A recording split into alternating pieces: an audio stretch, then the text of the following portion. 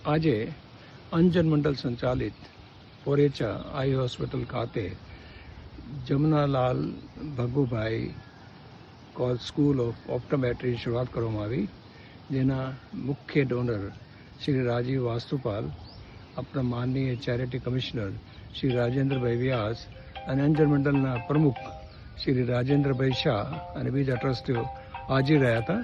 અને આ એક એવી આધુનિક બિલ્ડિંગ છે કે જેમાં અમે લોકો વિદ્યાર્થીઓને એક બીએસસી ઓપ્ટોમેટ્રીનો કોર્સ, ડિપ્લોમા ઇન ઓપ્ટોમેટ્રી અને જે ઇન્ટર્નશીપ કરવા માંગે છે એની ઇન્ટર્નશીપ પણ સુવિધાઓ છે. એ લોકો માટે એક ફિઝિકલ લેબ, એક કમ્પ્યુટર લેબ, સારા ક્લાસરૂમની વ્યવસ્થા કરવામાં આવી છે.